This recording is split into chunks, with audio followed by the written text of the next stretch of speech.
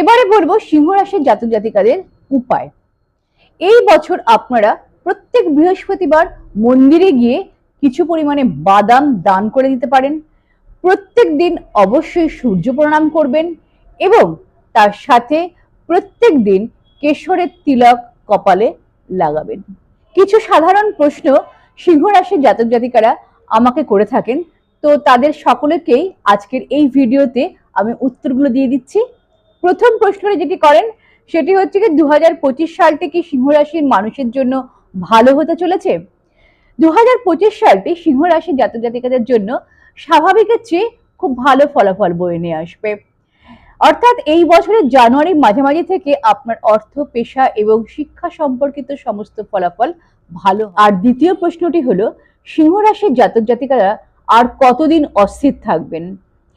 এটির উত্তর হলো এই সকল জাতক জাতিকাদের উপর শনির 7.5-এর প্রভাব 13 জুলাই 2034 থেকে শুরু হবে এবং এটি চলবে 2041 সালের 29 জানুয়ারি পর্যন্ত।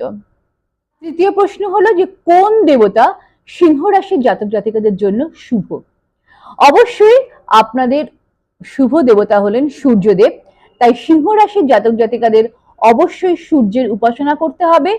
সূর্যের কৃপায় সিংহ রাশির জাতক জাতিকারা জীবনে অনেক সম্মান পান এবং এই মানুষগুলির জীবনে কখনোই কোনো অভাব থাকে না, অর্থের দিক থেকে অনেকটাই তারা শক্তিশালী থাকে। সিংহ রাশি সম্পর্কে এই প্রেডিকশন একটা সাধারণ প্রেডিকশন বা একটা আইডিয়া আমি এখানে দেবার চেষ্টা করেছি, তবে সঠিক বা অ্যাকুরেট বিচার করার জন্য আপনি আপনার জন্মছক কোনো প্রফেশনাল অ্যাস্ট্রোলজার দিয়ে যাচাই বিচার করে নেবেন এবং যদি আপনাদের এই সংক্রান্ত বা নিউমারোলজি ও বাস্তু সংক্রান্ত কোনো সমস্যা থেকে থাকে বা জিজ্ঞাসা থেকে থাকে তাহলে আমার স্ক্রিনে দেওয়া যে নাম্বারটি রয়েছে এই নাম্বারে আপনারা অবশ্যই যোগাযোগ করুন।